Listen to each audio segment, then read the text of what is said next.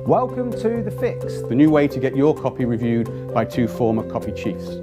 because whether you're an aspiring copywriter or you've been in the industry for decades, The best way to improve your work isn't to read books, blog posts, or online guides.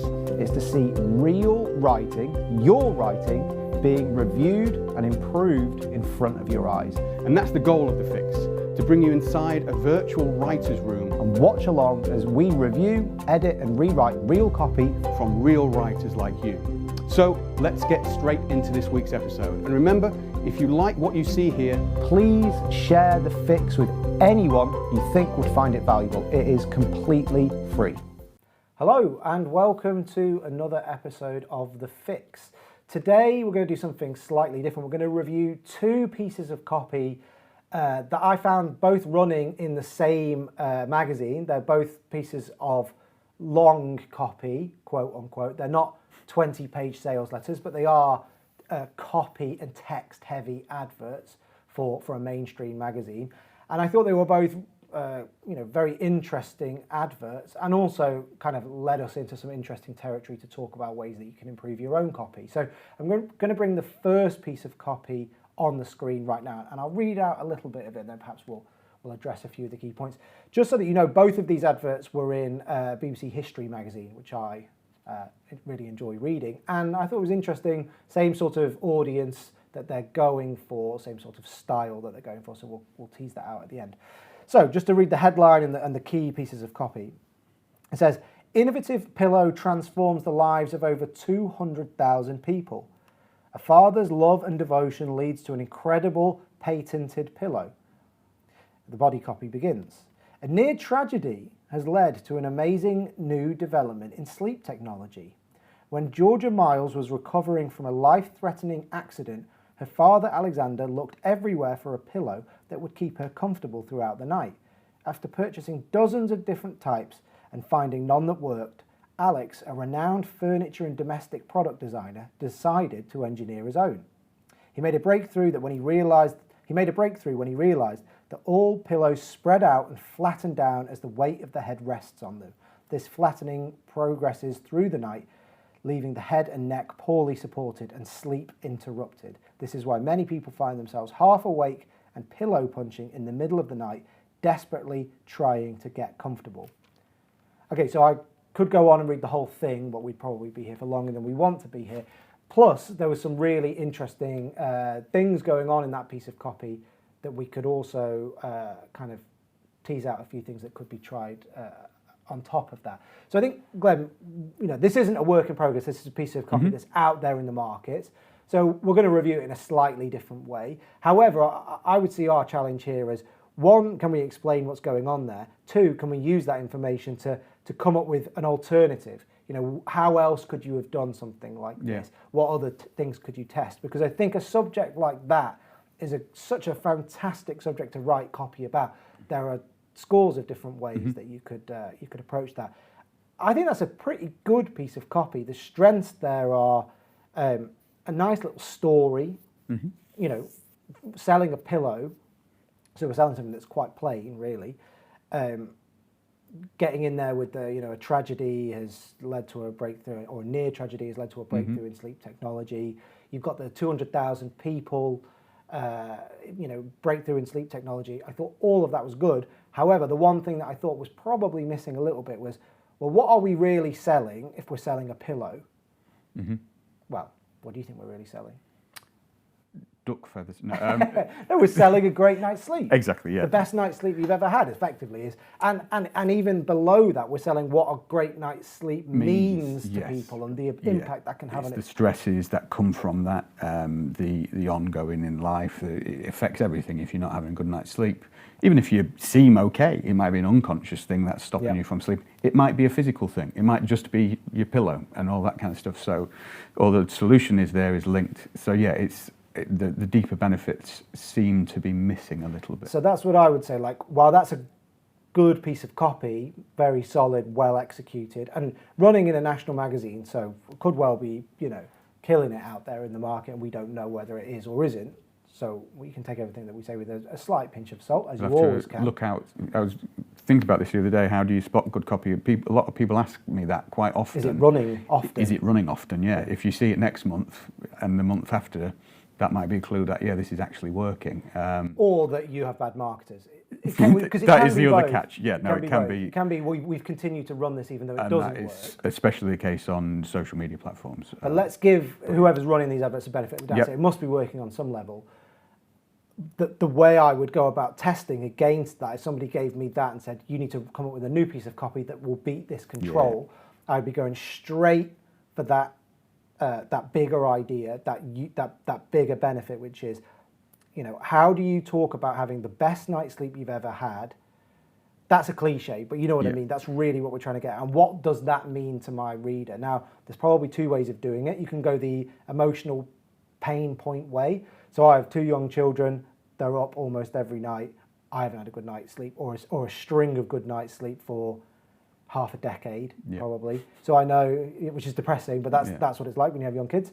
I know well how it feels. It feels like you haven't been yourself. You can't concentrate. You feel tired and pale. You don't have energy to do the things that you do want to do. Your whole night becomes about falling asleep. Or will I get to sleep? How much sleep will I get tonight?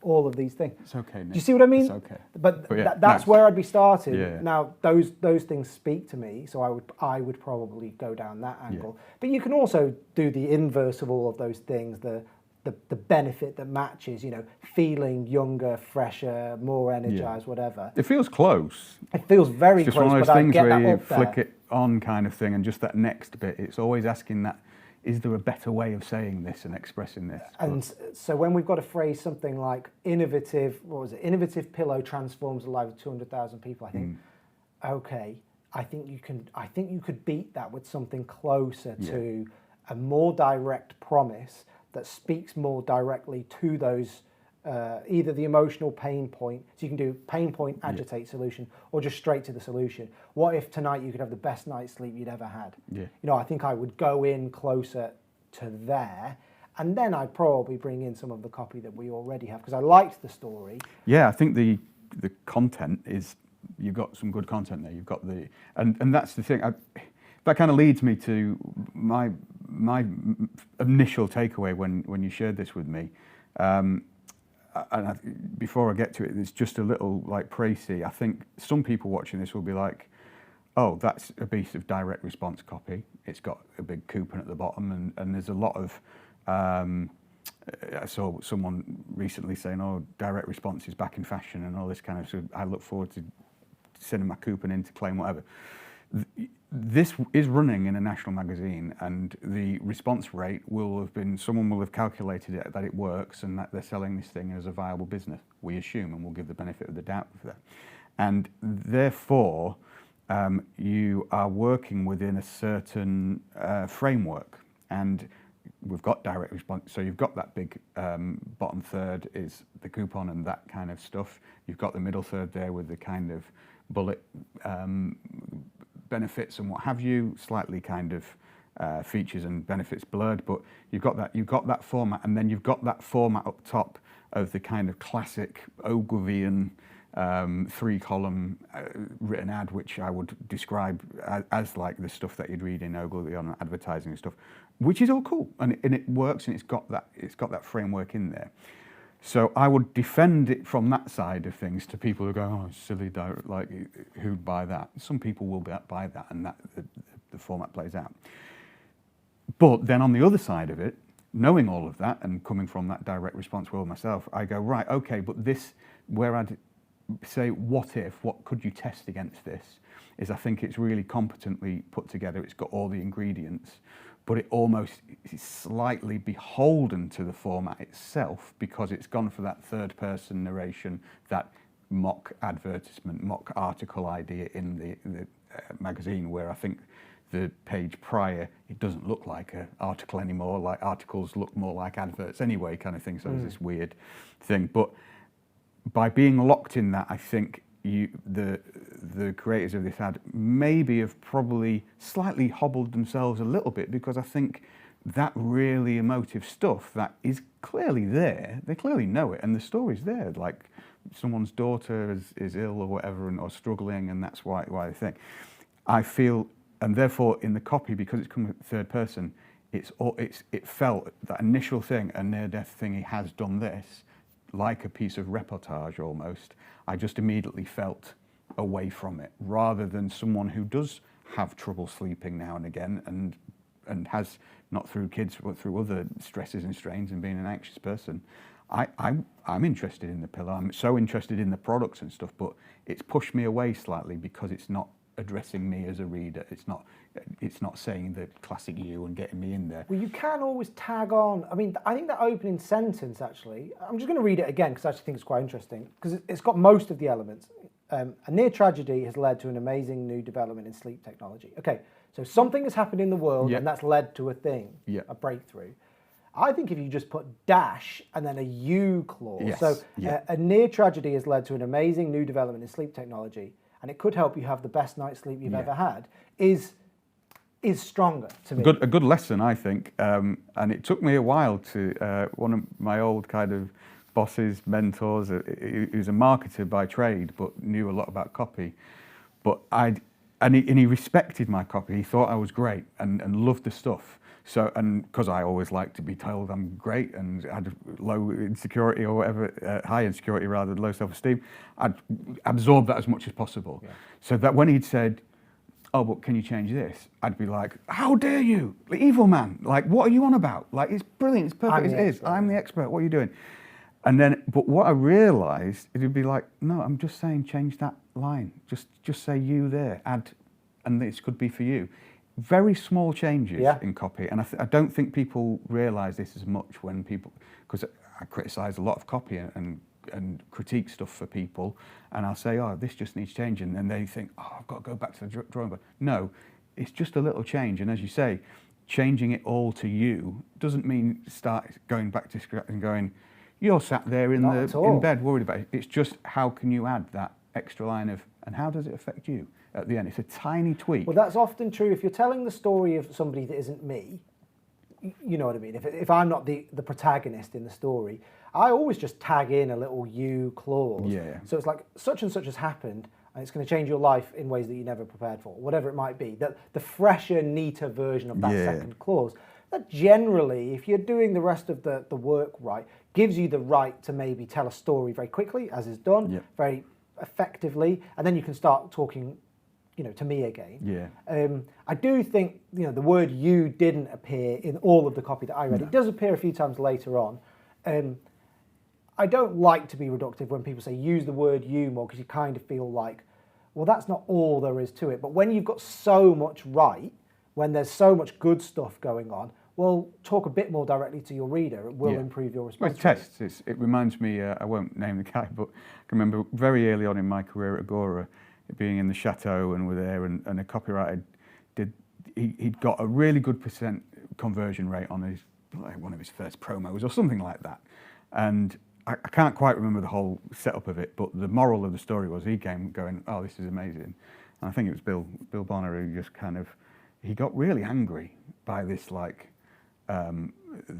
bravado and the kind of, oh, I've done this, I don't need to do anything else. And he was like, you think you've written the greatest ever piece of copy that was ever conceived to sell this particular product. And just in saying that, you already know, well, yeah, I haven't ever, because that's not possible. It's like, it just doesn't exist. There might be it might be a really good way, but there might be a slightly better way or a different way or what have you. And it's always stuck in my mind that as a core lesson. I know it's one of those skin hardening techniques of going, yeah, well, I haven't written, even though it's great, and it can be great, it can be flying out the doors, but there might be a way you can make it even better, just a percentage increase here. And something like this, I mean, you would hope, I don't know exactly how the mechanics of marketing in a magazine like that would work, but it's got a big circulation, you could probably do a split test. Yeah. So you'd like to imagine that... Which I imagine they are. Well, you'd like to imagine that a piece of copy like that, one half of the file can receive the control, and the other half can receive something different. Now, probably it's going to have primarily the same kind of spine of the copy, but perhaps a different headline, different sub-copy, slightly different opening line, enough to make the test worthwhile. But it's got HT4 here, which suggests that that's probably, it could be one of 4. It could be, because I'm suggesting that says history. Yeah, times or let's not like get that. into how we decipher coupon Yeah. codes, but that is how it works. Yeah. So you should never assume that just because you've got something that's working, it's the best thing you've found so far. And it may well be that the things that we've suggested have been tested and these things have worked. Yeah. So that's not to say that these rules are hard and fast. However, that's where I would start. Yeah. If I was given that piece of copy and said, how do you beat this? I would change the headline. I'd probably try and write something more you-focused. I would try and get the reader into the opening paragraphs. I think I would keep the story because I quite liked it. And what I really liked was that the person that created the pillow is in the body copy described as an inventor and engineer or something, but in the subcopy he's described as just as a father, which is far more humanizing. I think it was something like that. Was it? Father's love and devotion leads to an incredible patented pillow. Yeah. You know, there's something nice about that it's like, okay, it's a father, it's not an engineer yet. That comes later. That said, one thing that I would definitely test, you know, you can see later down in the copy. We'll just bring it back on screen again now. Kind of halfway down the copy, I don't quite know if it's a headline or not. It just says, "Let poor sleep be a thing of the past with the amazing GX pillow." That's the type of thing that I would try and write 20 versions of that statement. I think try and get the word "you" in there a little bit, and just try and iterate around that and test those things up there in the headline. Those would be the things that I would be looking to change, because that sleep is such an emotional subject that there has to be a way of promising a great night's sleep or an end to the, you know, what if you slept for 4 hours and felt like you'd slept for 10 or whatever. These are the sorts of things I've spoken to you before. When I first started in the advertising world, when I was just an intern, you know, I was asked to write, I was given, I'm sure I've told you this before, I was given a big book of, you know, 500 pages, blank pages, and said, the guy I was working for said, come up with some headlines on there, just one per page. And I came up with like 20 and took them back into him.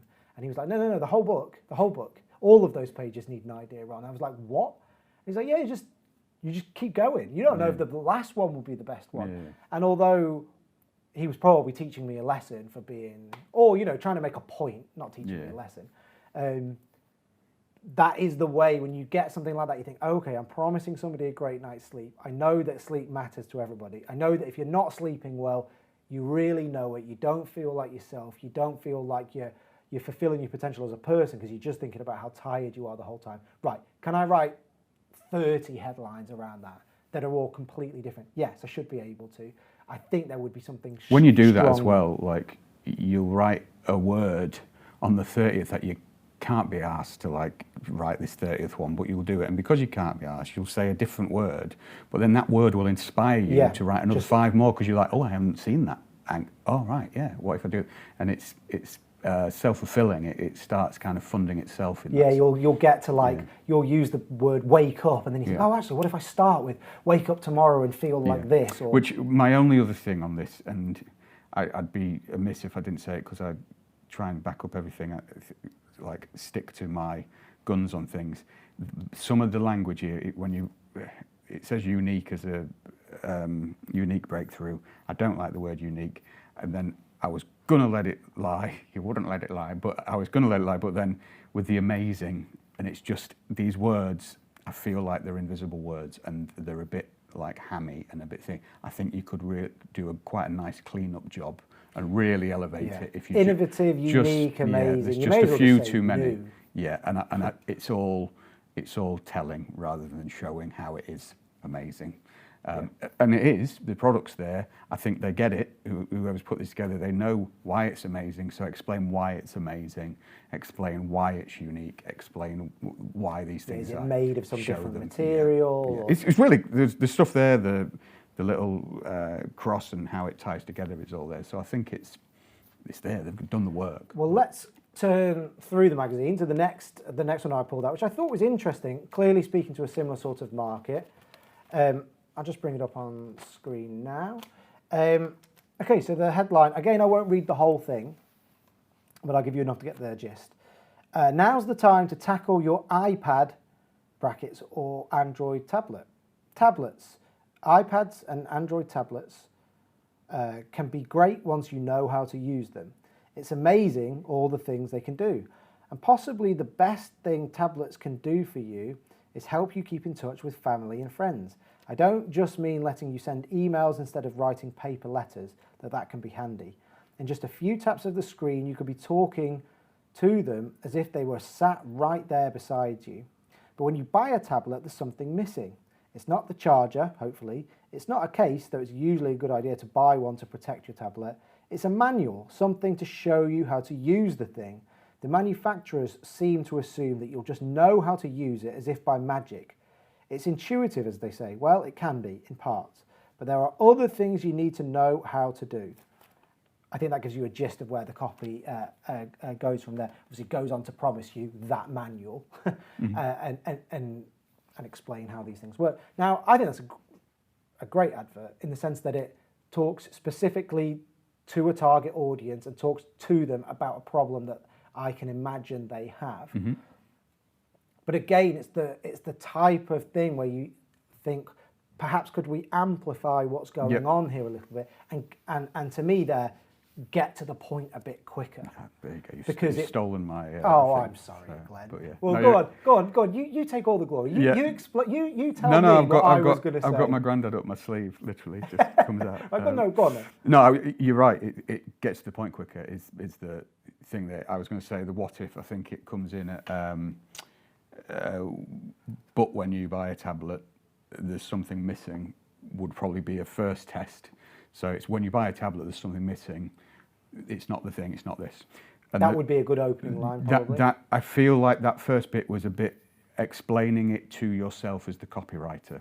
And what I mean by that is, so as soon as I saw this, I saw my granddad, and my granddad has a tablet, and it's the situation where he's got about 20,000 screens open at the same time, and it's icons all over the shop. All he wants to see is, I think he follows me and, is it Dan, who's on Strictly Come Dancing, the nice... I don't know. Is it Dan? It's not Dan Snow. It's Dan... Oh, Ruth loved him on Strictly Come Dancing. Dan Walker. Tall the BBC presenter. Yeah. For some reason. So he follows Dan Walker and me. Yeah. You're not coming off well in that comparison, mate. But that's why I'm getting thinner, and I'm just stretching myself out. Is that why you keep talking to me about Match of the Day? Yeah, maybe exactly. Trying to get a gig there one day. I love football, you know that. Anyway, so I know the audience here, and I can see that. And I think someone might say, oh no, you need to explain it. No, because I think this advert is actually going to the older generation who have, the way it's written, now it's time to tackle your iPad as though you have it.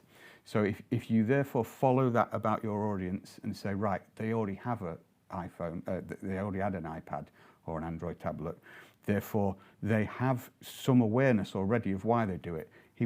Grandad wants to follow us all on Instagram and see what we're up to, because it's the only way anybody bloody communicates these days, and wants to see that and be involved. So all of that preamble, Grandad already knows that, and so does that. That's why they've got a tablet. That's why they might need this book. What this is a solution to a problem that the people, the audience, already kind of is aware they have. Yeah. So you don't need that opening stuff, because it's going, did you notice you was missing something when you got your tablet? You've got it there, it's all there, but you don't really know how to use it. And Grandad goes, yeah, I already know that. That's true. That would be one test. Although I think you could open slightly differently again. I think I can see what that opening copy is doing, but really what you do, as you say, it's saying, oh, tablets are great, they do loads of stuff, which obviously your audience already knows.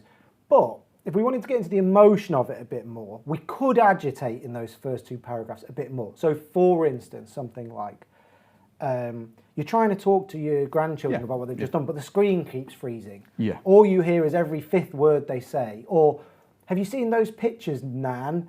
But no, you can't find them. Yeah. And I would make those maybe... I think the point is, it's selling the opening stuff. I got the feeling, it's a little bit mealy-mouthed as well, which gets... It's always the clue that you kind of, it's for the writer, those first two paragraphs, but it's selling iPads to a person. That's not the job of this advert. The job of this advert is to sell a guide for the iPad they already have. So you need to commit to that. So I'd say the headline and just that opening could just be strengthened with that in mind, actually that for me would be probably quite a good insight, is going, you're trying to sell the guide, not the iPad. And that's often, I think, as a broader rule for people, you find that people have that thing, they're trying to sell the idea of it, when that's not the problem. That's not where the audience, it's where is your audience? It's one of the first questions I always ask. Though I think we're probably approaching it in two slightly different ways, although I think you could probably test them both. Because I would say what you're really selling is everything that your iPad could do that it isn't doing yet. Sure, so in this case, for instance, I think I would go on the family stuff. It's your not your lifeline to the world, because that infantilizes your audience. And slightly depressing, but and it's not true. But I know from communicating with my own grandparents that they never quite know, is this on WhatsApp, or and how do I see that picture, or how do we do a phone call? And sometimes we get it right and sometimes we don't, or they're holding the phone all over the place. But it is the way we communicate now, and therefore really what you're selling is a closer relationship with probably your family, your children, a deeper connection to the world. Now, you don't need to be ham-fisted and too hackneyed about that, but some sense that, like, what if it was easy to catch up with your grandkids once a day and see what they're doing that day, and see pictures of the latest addition to the family, or whatever it might be, all of those things. I think I would quickly try and hit some of those notes in the opening. And just because that is almost certainly why they bought the iPad. They're not doing it to play Angry Birds. Who knows? Some of them might be, but you know what I mean. Like, and there's no emotion there for us to work with. You know, anger. Unless you really, unless you hate those little pigs. You know, you're better off talking about what you're missing in a careful way, in the sense that you're not getting everything you could out of it, and then you could go straight into it. I think you could test those two things, because it may be that all the stuff I'm talking about is latent, as in you don't need to say it because they're already thinking, God, I can't make this thing work. I would just agitate it a little bit, because I think if you can get the readers to the point where they think, yeah, that's true, I do feel like that.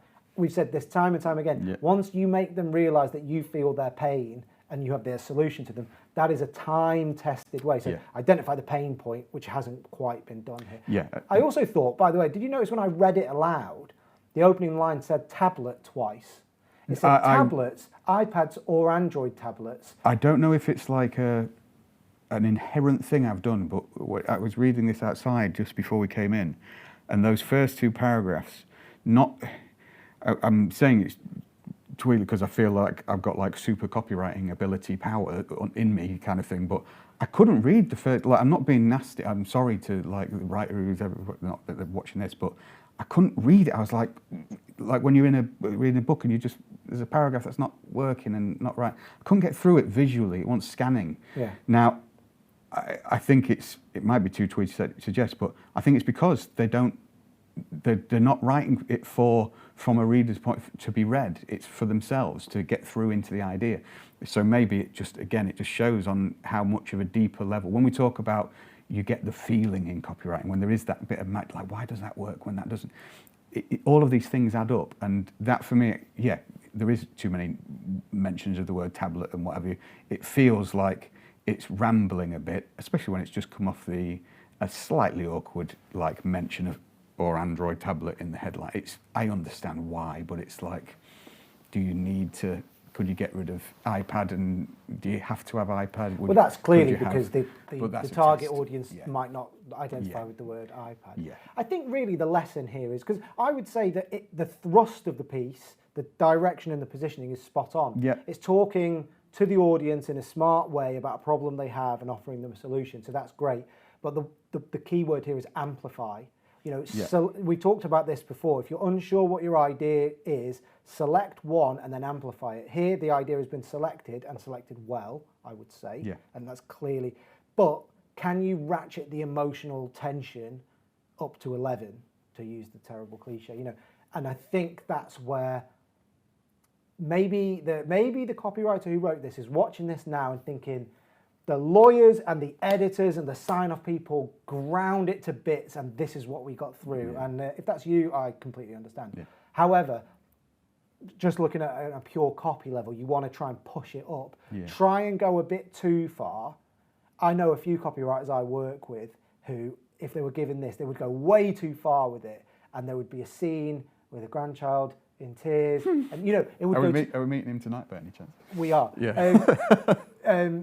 But it would go too far, and I would have to drag him back in. Yeah. But I think that's your role as the copywriter. Oh, God. So go over emotional and say, okay, but that's too much, isn't it? We can't say that. But we could say this, and we just bring it back to the level of acceptability. We want to blow it up. Yeah. We want to Without being amplify. too, I was once on giving a talk with that copywriter, and we were there. We were presented. We were the kind of two experts sat there with a load of younger copywriters and marketers and stuff. And they gave us the idea, and when you just respect people, and he just said, da-da-da, and he said, I won't say it because it is awful without more context around it, but it was like, Jesus, like, wow, but it was brilliant because it just got straight to the problem. But what it did, it was far, you'd never run it, you could never actually do it. Was it about an operating table? No. Oh, okay. See, he does this all the time, that's his special skill. But what it did was put all of us up there, and it said what we could do, rather than thinking this. So now we could operate in this realm. So it's like, all right, well, think that idea, but how do you do it more more humanely or whatever? Well, if somebody else has to come along and rein you in a little bit, I think that's good. I think that's healthy. I mean, you don't want to be ridiculous. You don't want them to be like, I'm basically having to come up with a new idea. But don't be afraid to blow the emotion right up there, because you just don't know. The thing about this advert, though, the emotion is further down, like straight away further down. I was able to read it, and I was in. Trouble is, especially in a direct response situation, no one's getting past those first two paragraphs. It's like that's headlines a bit. I'm not sure. First paragraph, I can't get through it. Second paragraph, I don't know what you're talking about. I'm gone. That's 3 strikes, you're out, kind of thing. So, but it's down there. It's good if you just literally started halfway down. Well, remember, you're in a magazine. You're competing with other content that I've paid for. I'm interested in history. That's why I'm reading the magazine. So to get me thinking about something that's not that, you have to grab me straight away. I think we should wrap up there. I would like to do more creative reviews of copy that's out there in the market. You know, we can select more adverts that we think are interesting or has something useful. Of course, you can send them in yourself. It doesn't have to be work that you've done. It could be just work that you'd like to get our opinion on or would like to hear us discuss. You can always write to us at feedback@thefixcopywriting.com. I would say just the lessons from both of those two pieces of copy are the same things we've talked about, several times before. Identify the emotion, see if you can agitate and then provide the solution, and amplify things up as much as you can go. If you know what your emotional pitch is, as both of those adverts clearly did, they clearly had a positioning and an emotional heft that was like, okay, this is what we're doing. Just push it right up, blow it right up, amplify it, and then let somebody else bring it in. I'd say as well, like for me, and I think it's just because it's in my other copy I've been looking at recently as well, is the Eugene Schwartz classic kind of awareness of your reader, and he uses in Breakthrough Advertising, a very hard book to get hold of, but it's worth doing so if you can. But talks about when you first release a washing machine, it's wow, you put your dirty clothes in a white box and it comes out clean. That's magic. You don't need to do it. Nowadays, it's like ridiculously opaque and indirect, like adverts. But where is your reader? Like, especially that latter one, it's like your reader's probably already there, and you've already done the work. You already have the research in-house to tell you where the reader is, but just think where your reader is. I've seen a lot of copy, aside from these adverts, that are spending a lot of time justifying to themselves why they're writing this thing. You don't need to do that. The reader's already there. They're really intelligent, and they know what they want, kind of thing. So think about that a lot. I think we'll wrap things up there. Thank you very much for joining us for another episode of The Fix. Please do get in touch with any copy you want to see reviewed, whether it's yours or somebody else's. You can get to us at feedback@thefixcopywriting.com. Aside from that, thank you very much for joining us, and we will see you next time. Goodbye. And there we have it. We hope you got something valuable out of today's episode of The Fix. Maybe it sparked an idea or two for your next writing project. Maybe it triggered a new headline, opening line, or story to tell your reader. Maybe it inspired you to scrap what you have and start over. Or maybe it made you want to submit your current work in progress for a little constructive feedback. If that is the case, send your copy to us at feedback@thefixcopywriting.com. Or if you don't want us to review a specific piece of writing, send us a problem you're trying to solve. Or a challenge you want input on, and we'll do our best to help. And remember, if you like The Fix, Please do share it with other writers, business owners, and marketers.